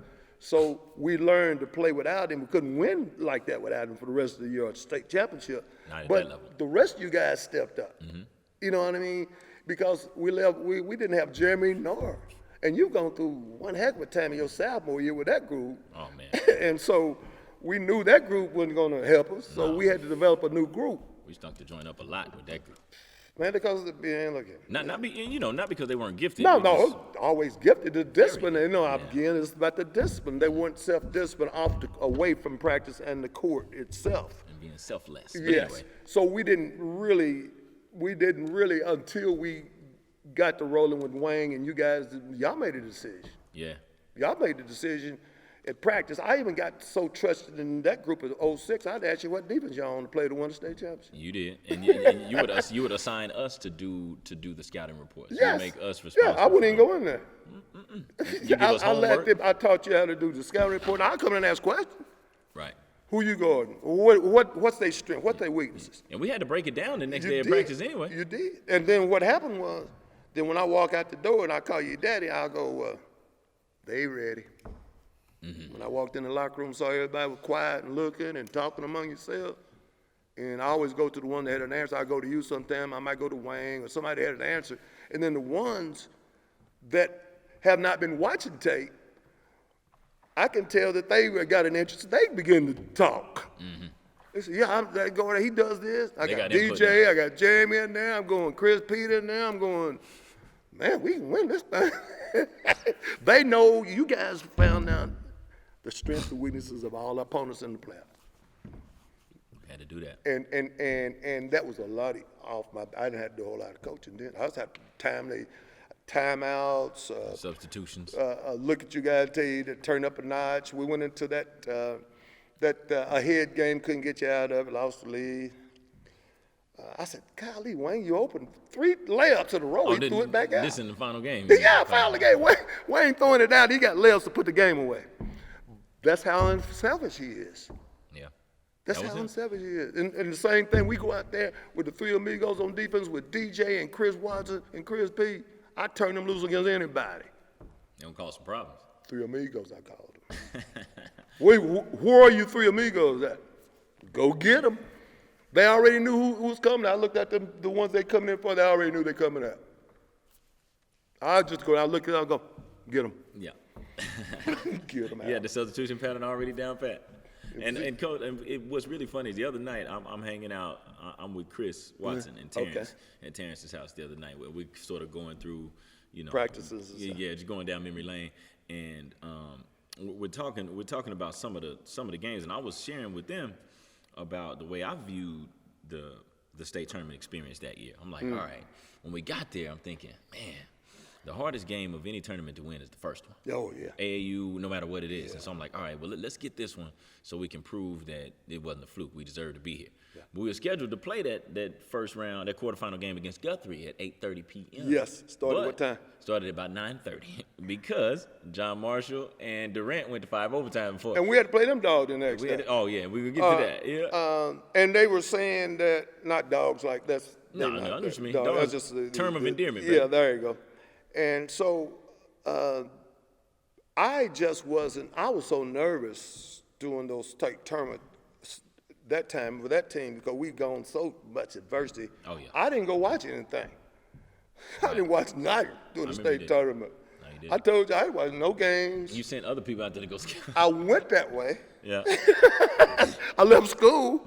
I just took a nap, lay down, anything, because I would get confused. I got to stay focused on what I want Central to do. I couldn't be worried about McLean. I couldn't be worried about anybody but Guthrie. And I don't need a scouting report on them. We already did it, and we're ready to play them.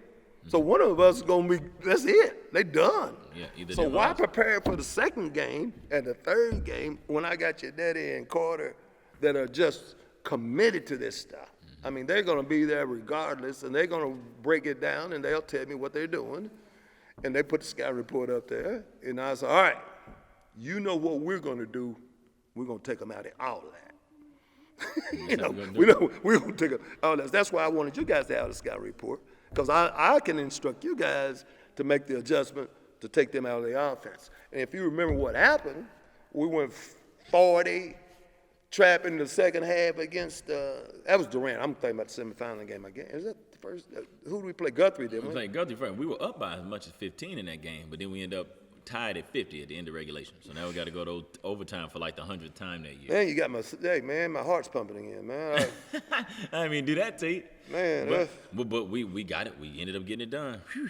And so now I'm thinking, all right, Durant the next game. who we just beat a week before in the area. But that guard, that left-hand guard was good. He was. They were tough. He loved us. He came up there and played in the All-Star game. And so that was the game that you say you were nervous during. Listen, that was the game I was the most nervous about. We were down. Well, I don't remember much about that game. It's a blur. But the fact that we have to beat them now for the second time in 7 We days, saw it. and they're a good team. Ooh, Jesus. You know what happened on there? I went to spot up our offense. Went to spot up our offense and started hitting shots. So it was that easy. I said, man, and then your daddy said, they switching up, and now they coming up. They just going to pack that defense in, and they going to dare us to shoot the outside shot. And that's when then I told you got to take, and you hit a shot at the free throw line. And it was open on spot up, or at your fourth spot, what it was. You swing the ball, Right. It got to you, and you were at the, outside, and you hit a shot. And then all of a sudden, we got Glazer hitting one, and then all of a sudden, that ignited the defense, and we took them out of the whole game. I remember. We beat them up so bad in the fourth quarter, man, It was tough. because big guy got in foul trouble. Yes, he did. That was helpful. And we were deeper than they were.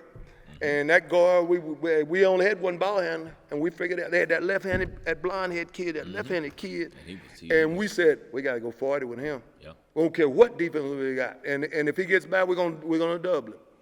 But we're gonna take the ball out of his hand, and that brings the big guy up to the top of the key. That takes him out of the baseline. That's right. Because he had to step out to help out the ball handler, and so he neutralized him, and we went to work.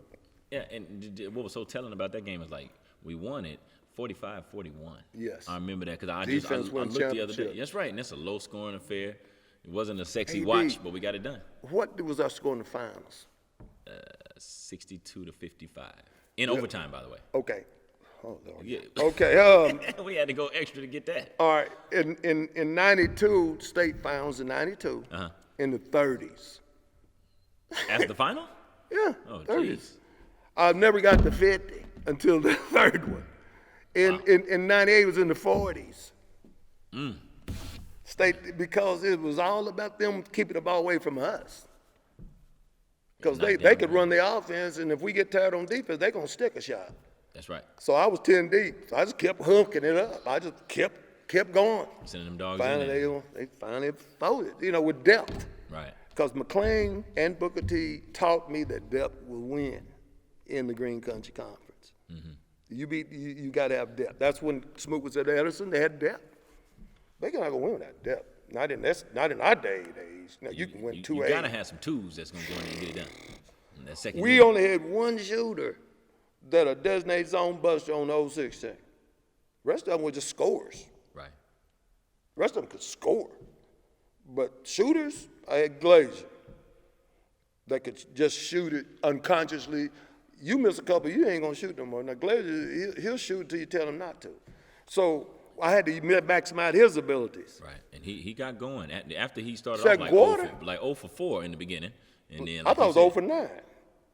maybe over 9 from 3 maybe. Okay. But he shot a couple deuces in there. I think I'm gonna have to go back and watch it. Yeah, But, I ain't seen it so but long. so we cash in on your third state championship. Yes. In 2006, we ended up beating a very good Southeast team. Oh, yeah, They were on the verge of three-peating. Yes, know? and they were telling us too. They told us that before they got here. Oh, that's a fact. They were saying, "Hey, don't worry. Yeah, Y'all had a good year." You remember they tell us that? Hey, y'all had a good year. My good buddy Jamel Yeah, Young. yeah. Yeah, he gonna watch this or listen to it at some point. I got love for him, but I Yeah. gotta bring it up. Yeah. But I can remember after we won that. I'm a junior. Yes. Man, there was no feeling like it was that whole spring.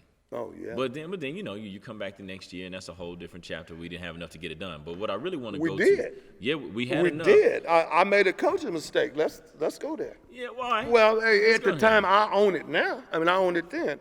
Is that, of course, I don't lose sleep over it. No, not now. But I went with the guys that got me there. That's right. And You hung in there a little one bit of too the long. players had said, "Coach, Coach, let me back in there. I can do this." And he was thinking the joint up. Stinking it he up, was. stinking it up. He was having a and rough one that night. That hurt us in the second and our repeat right there. That game right there. Yeah, because you We would go to the state tournament in the winners bracket instead of losers bracket. That's right. And you went back with him at his request. Yeah, I did.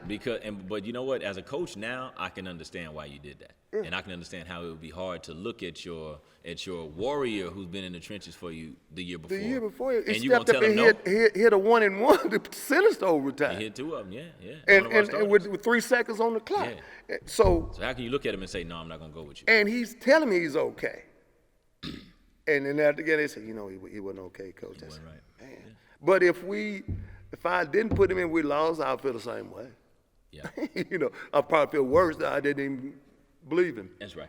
And it so, went like it went. But again, the way sports is, it's not designed for everybody to win state championships. That's not the way it's designed, or else they wouldn't have all these coaches still trying. It is designed to take people like you and Smoot and get you into a position to be successful. That's what it's designed to do. It's the post thing. That's why I go around and speak, for Tricky. It's the post area. Trick couldn't do nothing for me when I was at Central, but he came to games though. That's right. And he. I rely. Sometimes you give people credence without really telling them. You just do it because you tell the family because they showed up. See, he wasn't the kind of person that you could give the accolades to. He's out there. It was no. He didn't want to hear it. He didn't want to hear that. And so, when he showed up, that was the greatest compliment. And when he showed up and tell me that I was a great coach and I got good kids, then I go back to practice the next day. And if there's any issues in the pro that I didn't take care of, I'll take care of. Because when you do discipline, AD, you got to do it swift. Yeah. Or you're not going to do it at all. Can't let it linger. Yeah. And I changed to that. I was not I thought that I was hurting people by being straight up with them early in my coaching career. Yeah. And I didn't want to tough for offend me to do. anybody. I want them to like me. Yeah. But I still want people to like me, but just not at But the you expense. can do it. They will love you if you go do the discipline.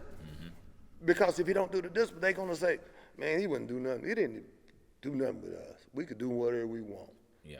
And you don't want to hear that as your Ain't no legacy. good thing. That shouldn't be your legacy. Not gonna happen. Because you're a player coach, that don't mean you're not a coach. That means that you will listen to your players, and you will adapt your philosophy according to their abilities, that you will change. That's what I mean, that you're a player's coach. Because you know as well as I do, I have this ability to come to a practice and put this ball and a Nike and a Jordan hat there and say, all right, that's what we're playing for. I don't know who's going to wear that, but if y'all don't hook it up, I'll find somebody. And I used to tell you guys sometimes, I will sell your jersey to the students. You will say that. And let them get more out of it than I'm getting out of it from you. threats. You ain't getting nothing. I'm not getting out of anything from you. I might well make some money out of the deal. Right. And they'll look at me like, Coach, man, Coach is crazy. I need to get out here and prove him wrong. That's right. But we still were competitors. Hard or not, man, it was you competitive. And not just us, but all your players. But you said the word change a while ago. Yes. And I'm gonna change gears into a spot that okay. Hopefully it's still not as You sore girls for you. all right? Okay, all right. Hopefully this spot is not too sore for you. But what turned out to be your last season Yes. here at Tulsa Central High Yes. School was the 2007-2008 campaign. Yes. And then, I don't know all the gory details. And Yes. probably, but all I know is there was some friction, for lack Yes. of a better term, between you and administration at the time in the building. Yes. And at the end of that year, let's say spring of 2008, maybe, Yes. the message was relayed to you that they wouldn't be renewing your contract. You weren't coming back as coach. Yes. Where are you at that point mentally? Like, what does that do? I'm great. Just the reason I said that, when you look at the spiritual side of your life, and you look at things that I needed that break probably more than I realized. And you wouldn't have taken it. No. I'd have been at Central today.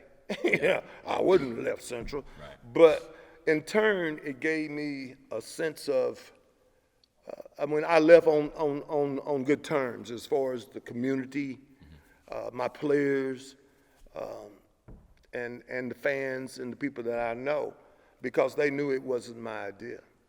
Right. What was said to me, if you remember, I was called by Stephanie and said, hey, Suzette's going to make a change, and it's not against the rules, but she wants to make a change. And I said, why? She said, well, it's not against the rules, that you only got a year to year. And I said, but that should be a reason why. I never was told why. I just had to figure it out on my own.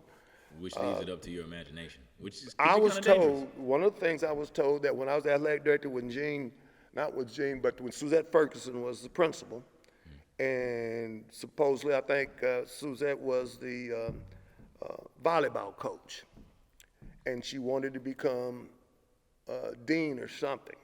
She wanted to do something, and then Suzette. Hello, you said two different Suzettes. Which one are we talking about? Suzette Huggins, same Huggins. I'm talking about Susan Ferguson was the principal. Susan. I said Suzette okay. twice, but I meant to say Susan Ferguson. Susan Ferguson? Okay, Suzette Huggins. She said, I need you to be in the office with me because I'm going to make a change in volleyball. So I go in the office with her. I'm the athletic director. Wasn't my idea. Right. And she said, Suzette, I hear that you've been talking about me and what I am running things at school and stuff. Said, I'm going to make a change in volleyball. When she got the principal, she had said something to someone that's related back to me, that she blames the firing on you. I said, what? So let me make sure I'm on point. Yeah. So when Ms. Huggins, this is allegedly Got to be Ms. the Huggins, principal. Yeah, and this was after she had gotten let go from Central as a Oh, volleyball yeah, coach, she had right? left. She had left the school She and left, everything. and some Went to years East later, Central, come right, back. Yeah. Some years later, now she's the principal here, and she feeling like, I'm looking at you, Coach I got Scott. Suzette on my side. Yeah. I mean, I got. She had Stephanie on her side, Springs, because the rule says that she can actually make that move. Don't have to have a reason. That's the rule. So you feel as though it was payback time Yeah. for her onto you. Yeah. For what she thought you had something to do. Yes, it was, definitely. So much so that I went to Larry McGee's. First of all, I was informed by her that she's going to name Tracy Thompson as the athletic director. And I asked, why about that? He said, because I can, basically. And it was like that. All right. So they were trying to cut off the success that we had built here a little bit at a time, directed a little bit at a time. Then I got some things about Red Bull, The Red Bull thing, the Sean John thing.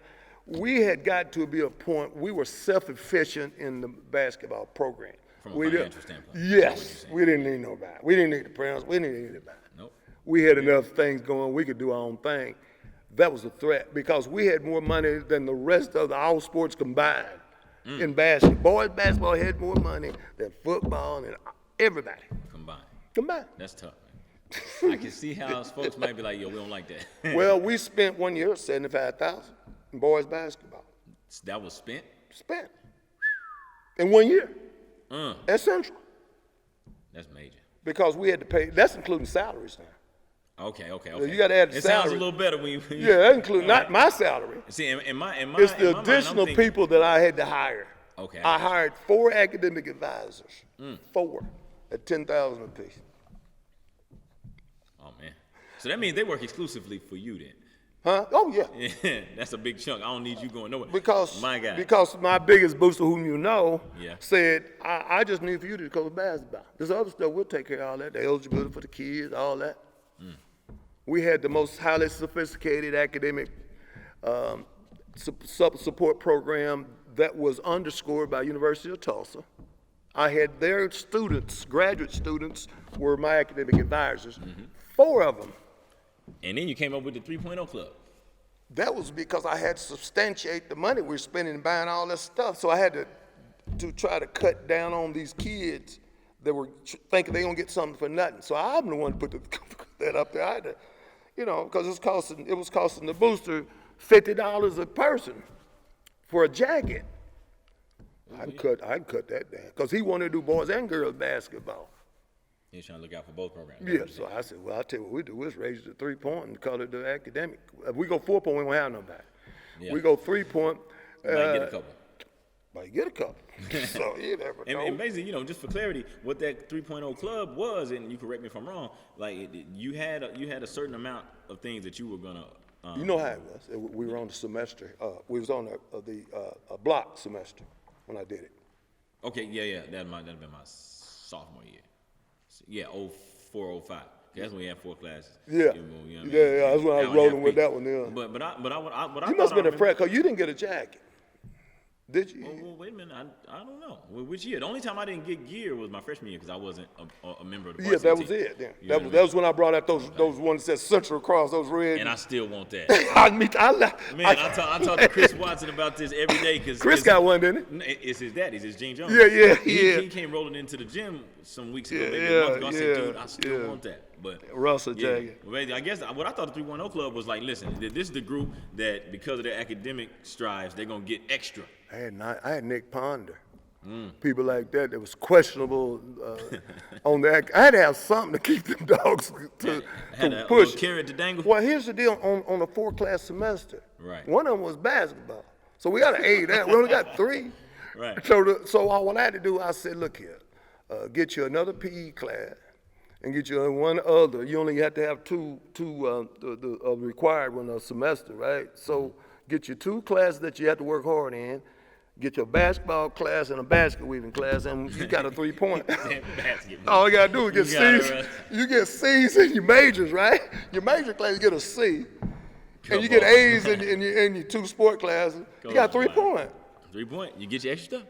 I told you I'm a business major, man. Major. So I worked on that with the kids, and they were so happy. And then when we went back to regular class, that 3-point club went away. Yeah, it did. Now you got 7 classes. Yeah, 7. I made a mistake. I can't handle 7 of you, dog. I can get 1. 7 people overachieving? I can't. No, 7 classes and got to have, and you got to have 6 of these classes. Y'all got to really go to and work. Oh no. Besides basketball. Yeah, we got to wipe the slate on that. Yeah, I got rid of that. Man, that was too much money. Yeah. Jumping back on point. Okay. After the firing, which is, for lack of a better term, that's what happened. Yeah, that's what happened. And so you're forced into this break, as you call it. But I can remember talking to you during this era, during this you weren't happy, but the fire was still burning. Yes. Now I'm not sure where it was coming from because of the love of the game, or if you got something to prove. And so I got both. Okay. Both. Well, take me there because your next chapter you. When I turned 60 in the spring. Spring. And it's when your daddy and you came to the surprise 60th birthday party that they held for me. and I was going then. This is when that was my last spring. So what happened was that I still got it. And I'm going, I said, man, I had Langster and Chris and, not Chris, yeah, I did. I had Langster, Chris, I had all of them. And Chris and last year. Bugs, that was, and Nate and stuff. I was just close to that group. Because that was a group that was waiting in the wings that I thought, because when Bugs or Terrence, we beat hell with those guys, that let me know that I got some winners. I got some last second shot winners coming. And I was ready for that. I wanted to coach Nate his last year. It was just one of my dream job things. Nate, my brother Nate. Yes. I got you. I wanted to coach Nate. I wanted to coach him his last year. And Langster had come over from Jenks, and he had another year. And yeah, he was getting better too. he was getting better, and I was coaching him. And because of the confidence, because we knew with Paul coming, and everybody was coming from the Titan organization, and we knew it just a matter of time. We almost went to the state tournament anyway my last year. We got beat after leading Booker T. Just got through talking about that 2 nights ago with the Yeah, boys. and but Chris fouled out on one leg. Yep. He fouled out. So then I went and watched East Central and Edison play. Yeah, I think y'all played that. Didn't East Central and Edison play? And that was that the year when they played? That may have been. The next year? It may have been the next year because I. So you were at Chickasha then, weren't you?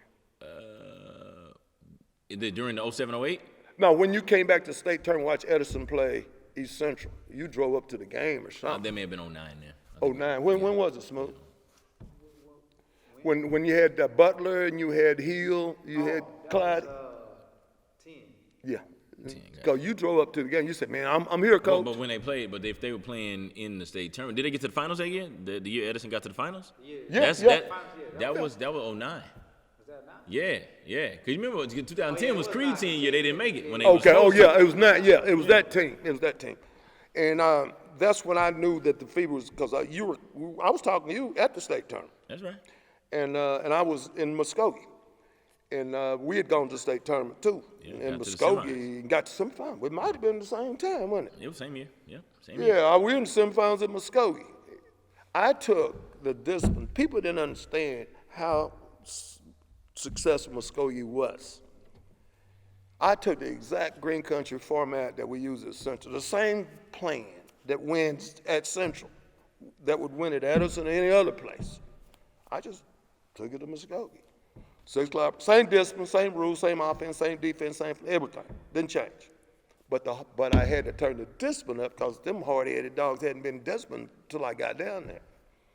When I walked into the gym, Daniel Moore, Chicago, dancing. Chicago in there dancing, huh? And I said, you can go. He said, what? I said, you can go. I'm the chief here.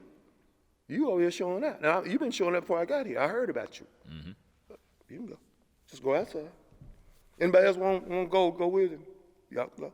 I said, from now on, Muskogee boys basketball is under Terry Scott's control. It's not under the town's control. They hired me to be your coach. It ain't a parent control. It's under me. And we're going to practice 6 o'clock. That's when...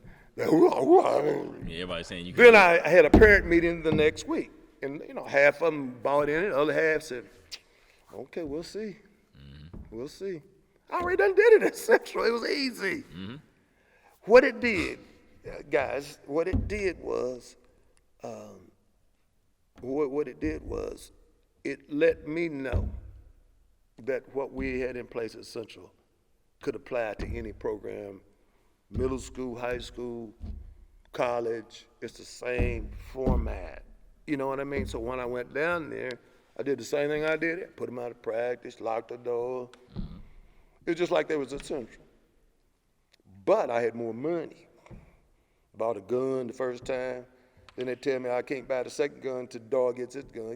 Dawg was a good man, but he didn't have my experience. When it came to raising money. When it came to fundraising, because I come from Tennessee. I mean, he's in Muskogee, so I had him, got him started, and we became great friends. Because with my experience and his willingness to not to want to sit on that perch until he gets some ideas of how to go from there, he was willing to do that. Dahl was willing to do that with me. He was willing to hire you on my recommendation. I remember that. And so I owe him a lot. I owe Dahl a lot as far as him accepting me, because it was his first year being a head coach too at the high school level when I went down there. That day I only met him the day that we were introduced. And I asked him what he was going to do for the summer. He said, Chief, they've been playing in some summer leagues and having some things at the high school. And I basically told him, I said, if I'm going to have anything at Muskogee High or like I did at Central, my players have to be involved. And that was the downfall of me at Central. They were having activities here at Central, and my basketball players weren't involved. So I questioned that. Right. And that was one of the downfalls that led my dismissal from this school, because You were pushing back. I was pushing back. There was other people that were wanting to get the facility, and I'd walk into the gym to try to get workouts with my kids. There's a tournament going on here, and none of my kids are playing in the tournament, and I can't even get my own floor. That's how they were trying to treat me here at Central. At the end. At the end. Oh, yeah, at the end, yeah. When they decided to do that, yeah. Man. Well, you coached at Muskogee for 3 years, right? Yes.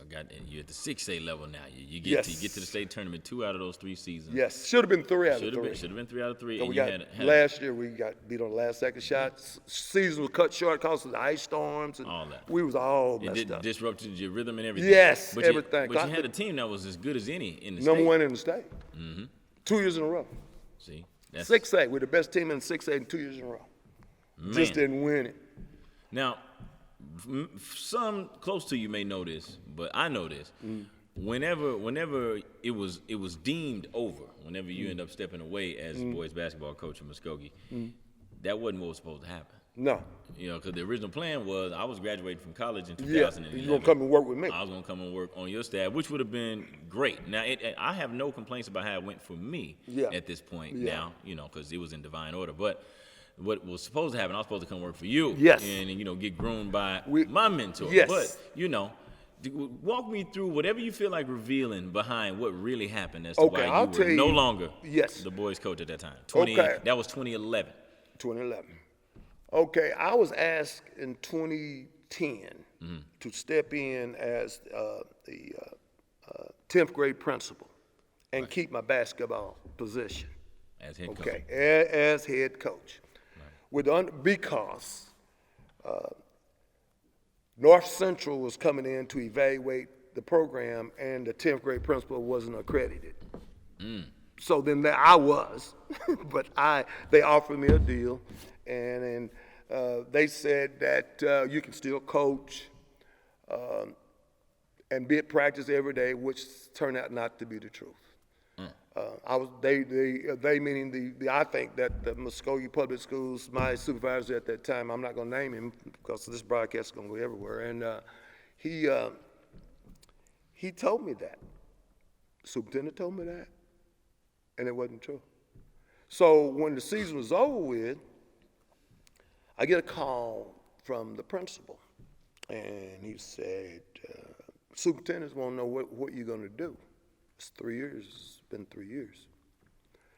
I said, well, what do you mean? I said, I need to go talk to the superintendent. Yeah. So I did. I went to talk to the superintendent. And they brought in the treasurer, John Little, into the meeting. And they going over stuff for retirement, you know, like this is, you said to us, and I did say that probably 3 years would be probably enough for me. Didn't know that we were going to have that kind of success. Then when I became the principal of the 10th grade at the high school, I got the additional stipend and the benefits for that. And all of a sudden, I'm the #1 paid assistant principal in the state of Oklahoma because they added in the basketball stipend into the total package. I think that was the deal. Because one of the assistant principals that worked with me told me he found it. And he's the kind of person that will share that around. Because at the state level, you can go on the computer and find out what everybody's salary and benefits are. And some people just do that for lack of things to do. And yeah, I found out through this person. I didn't know it. Why would I do it? And then it wasn't long afterwards. I'm not saying this had to do with my history, my color, or nothing. But all I'm saying is that as a black and brown person, and you're qualified to do things, and you're successful at doing it, and you didn't have any health concerns at that time that was you wanted to be displayed, even though I know that I had rheumatoid arthritis and some other existing illnesses. But the superintendent basically said, along with the principal, said that the double figure that we're paying you on top of your basketball coach, you have to pick. We can't do that no more. Well, it turned into a money thing. Yeah, that's what that was told. We're going to get rid of the dean's job which you had, which did not happen. Didn't happen. And we think that you will be better served as being the 10th grade principal than doing the basketball job, but you're welcome to do it, but you're going to lose $10,000. Plus, whatever the thing is. It was 10 plus. And I'm thinking, and we need to know right now. Oh, we need to know right now. That part I didn't know. We need to know, but there ain't no I'm going to go home and think about it. We said that I wasn't going to make a decision right now. Well, what are you going to do, Terry? That morning, I didn't know anything. That afternoon, I'm in the superintendent's house. And then I said, I ain't told the players. I haven't told my colleagues, my coaching people, my staff. I said, can you give me time to do that? And before you get it out there, then what happened is that I got hurt.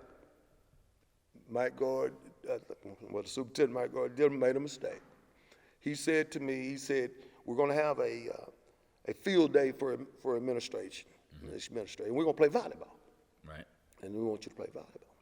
I said, I want to talk to my constituents. I want to talk to the other principals before we have the game, and that way they'll know that after this game that I'm done. Yeah, it's going to be a last act. It'll be a last act. He said, yeah, that'll be fine. This one was eating lunch. We go, he got up and spoke at the end. All right, let's go play volleyball. I'm sitting there going, hey, I didn't get my time to tell. He said, we'll do it afterwards. We're at AR. But what was your decision going to be? I'm going to leave. Okay, so hold on. You had to I'm going to right? accept what they said they're going to do.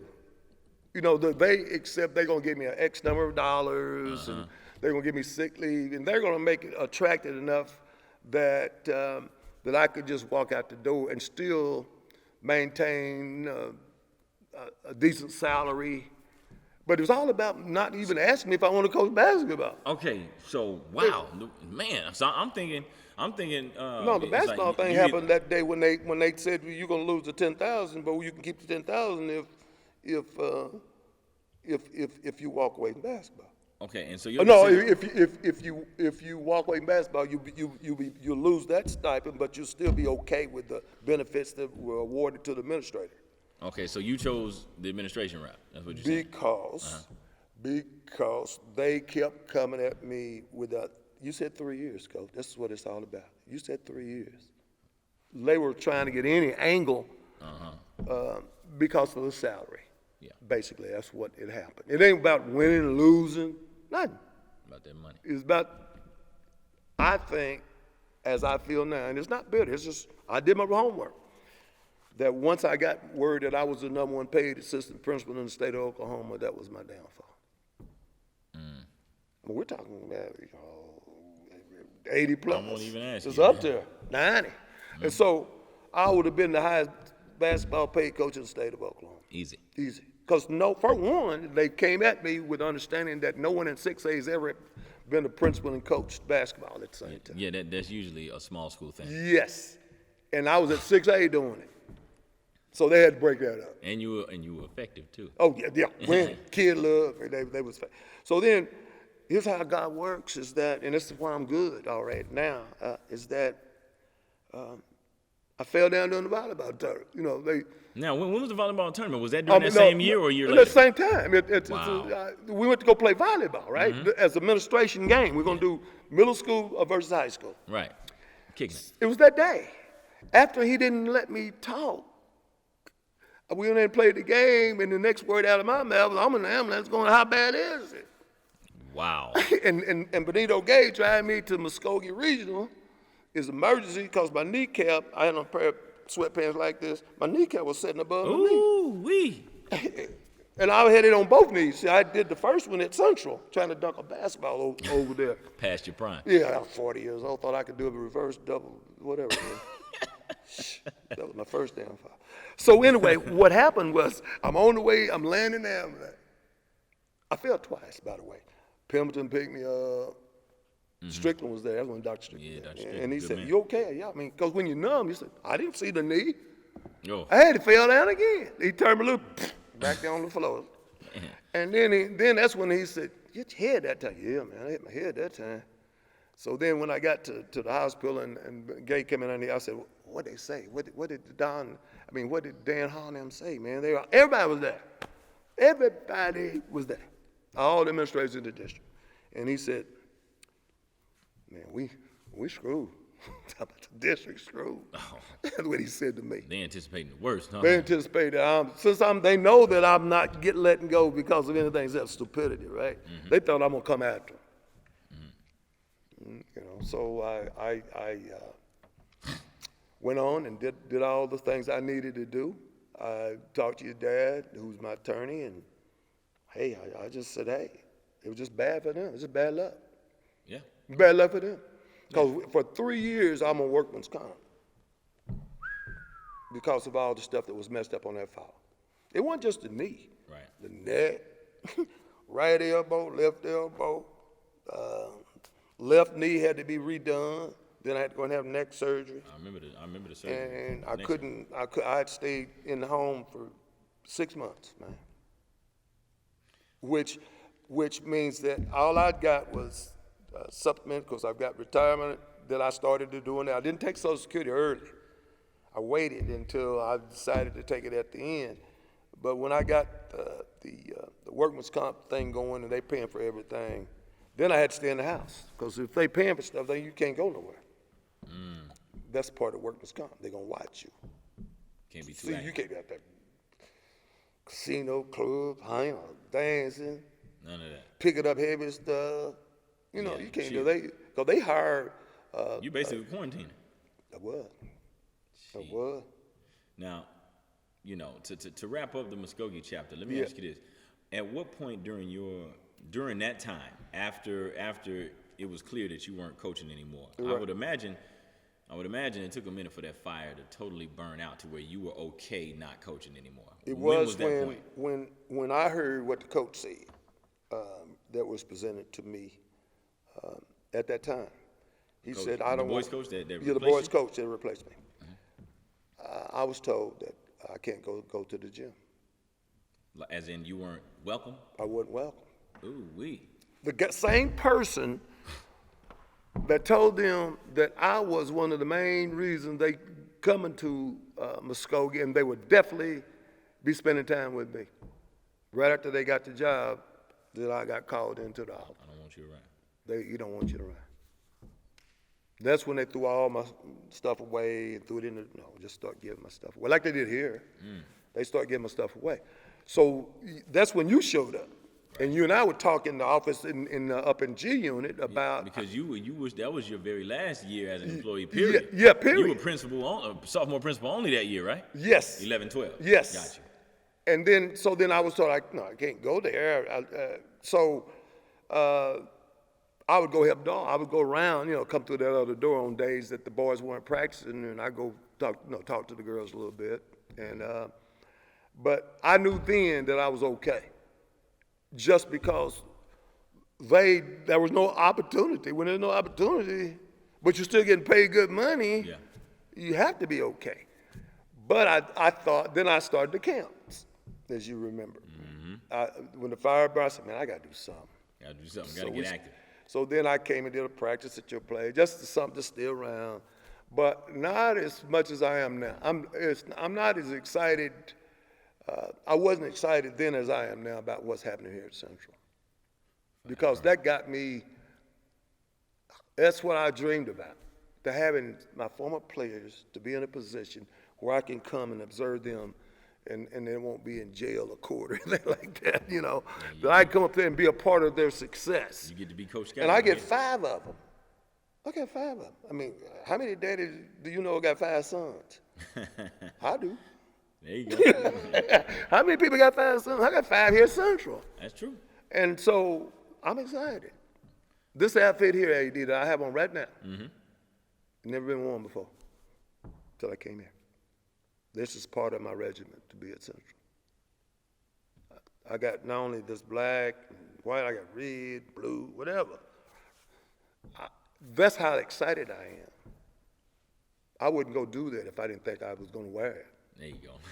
You know, and I don't wear them at home. No.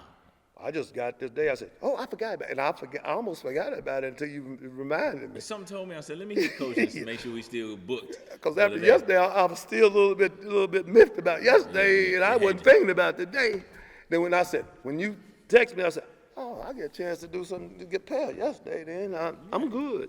But I want to say when I leave, I'm gonna say it right now, to the Brave Nation. The Brave Nation has been the door, the steps to my success, a part of the staircase that takes me to where my legacy is going to go. That Central is a very vital part of that. And the Brave Nation, I can remember the good old days. I haven't been here lately to any events like pep assemblies and stuff, even before the pandemic. Right. But we would have some heck of a fireball, spiritual band, pep assemblies that people would come from other schools to come and slip in the back door just to observe the band. Right. Y'all be rocking up there.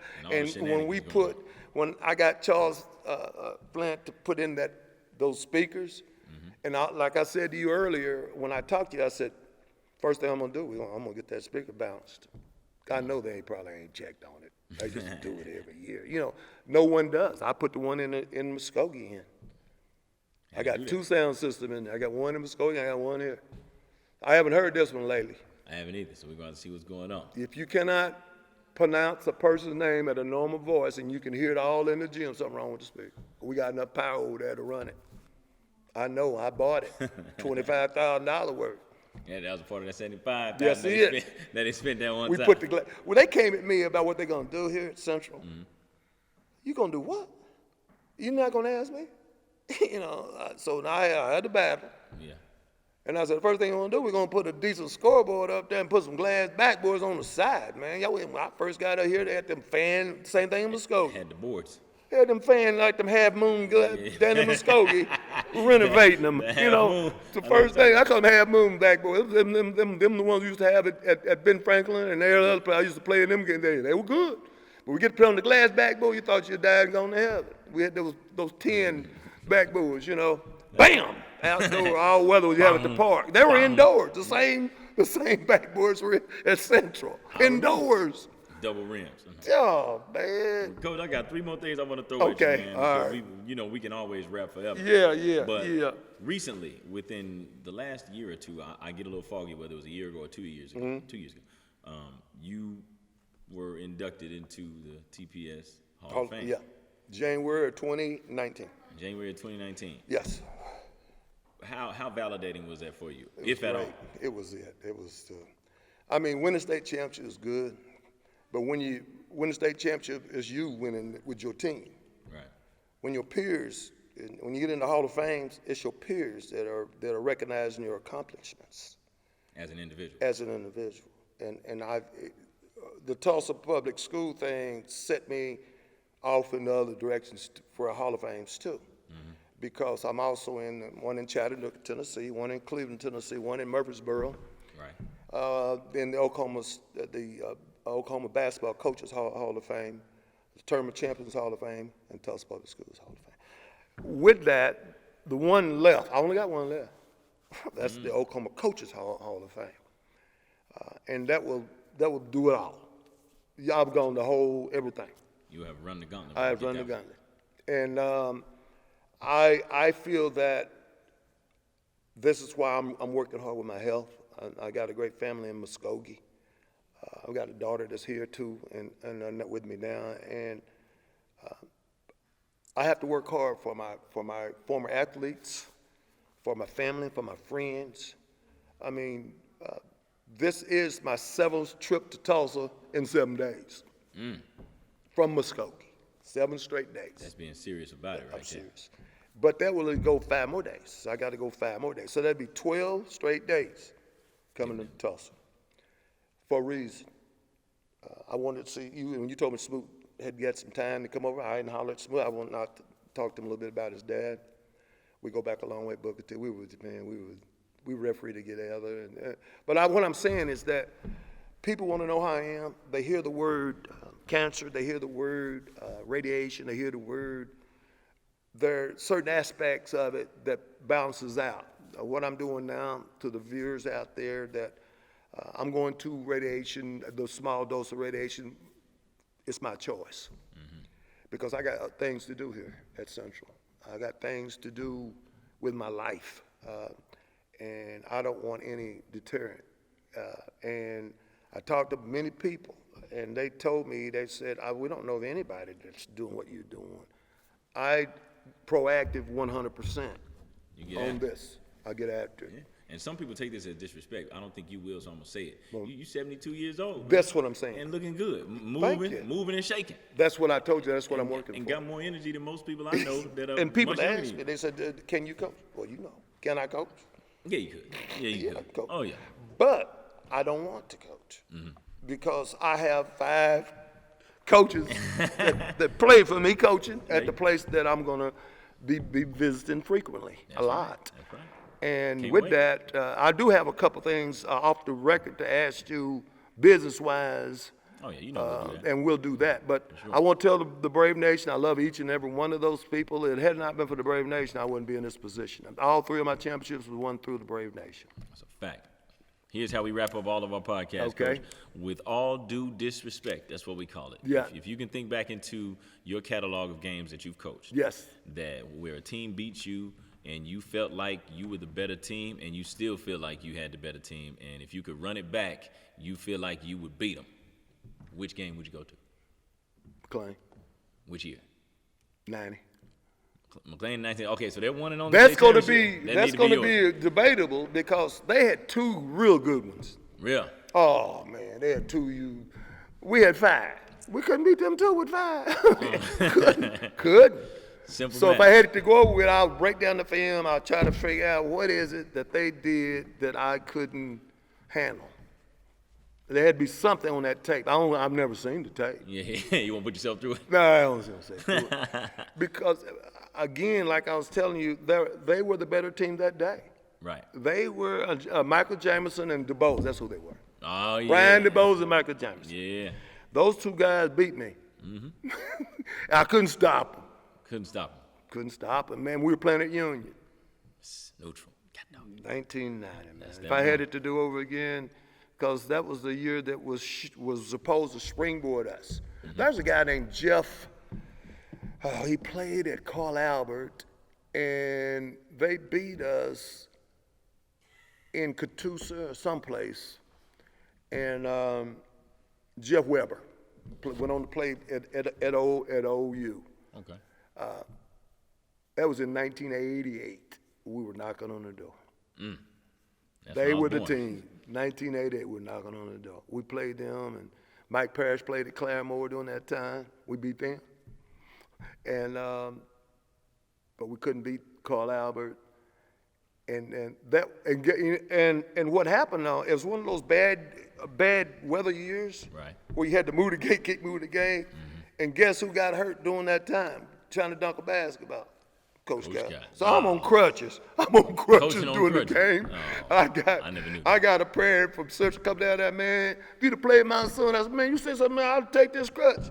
That was the wrong time. That to be running wrong the time there in 88, right? So then I had Al Colbert, Bobby Neely. They were part of that group. And Wendell Barnett. And so that was the game, the McLean game. And then we, in 2 years before that, we were pretty good. 88. And then I picked up, we got Russell and all those guys. They were there in '88. See, Russell was young and could play. Right. And we got beat at Tulsa. And I'm on a crutch, and one of the parents was and one of the kids that transferred to Central his last year because he wasn't playing nowhere else in town. And then the parent of that kid that I brought in on the transfer was the only one was telling me that I didn't play his son right. So, as coaches in life, much is expected. Much is expected. We overly criticize and we overly praise, but people don't look at the heart. They look at win losses. We win as coaches because we coach the kind of kids that we have influence on for the rest of their lives if we do it right. God has put me in a position of peace right now, AD. All the stuff with Central before, it's gone. It's gone. No animus. No animosity. Well. Muskogee, gone. Yeah. Because they've changed the administration there like they changed the administration here. And so I'm working with another administration that appreciates the productivity of what you guys did for Central. I didn't think that they even graduated. I don't know if Suzette even said congratulations. They tried to help out. Who was the one that needed the glasses that played for me, and I put him all out of the program? He went to Jinx. He took his shoes off at Memorial. You know what I'm talking about. You were at the game. Took his shoes off. Oh, Jeray. Yeah, Jeray. And that's who Suzette was in love with, right? She bought his contacts, and she was taking him food. When I put him out of the program, that's probably some of that too. It might be. Because what happened, if you remember, that's a rabbit hole we can go down. Yeah, that was tough, man. But because what happened, it was shaking hands, and guess what? I just appreciated Jeray. It wasn't that I didn't like Jeray. It was just that, like I did with the other player that played on the team, you didn't shake hands with the other team. We had that thing too. You got to address that. I got to address it. I know now not to do it immediately. That one time where you said swift, may not have been the best move. No, it wasn't. But anyway, Coach, I got to hit stop on this. But before I do, because you said something earlier, and I think it's very important that us as men we get over ourselves, and I can sit here and I can tell you how I feel about you while we both still living and breathing. All right, now I played for some very influential coaches that I love and that I respect. But when I played in your program under your instruction, that's where the fire started burning for me. Whenever I knew I wanted to become a coach because of the influence that you had on me. I heard you said that, but I didn't know why. And on us, yeah. So I just want to let you know, man, I love you. You're like a father figure to me, and you know how I feel about my father. So for me to say that, it's got to mean something. I thought your father would be here today. Well, listen, he didn't necessarily know what we were doing. Okay, we tell him he missed me. He'll get the surprise once we post it. And we out. Oh, you got some more? Go ahead. I ain't gonna hit stop yet. Who took the picture? Big Smooth did. Okay, and we got another one. Get my picture.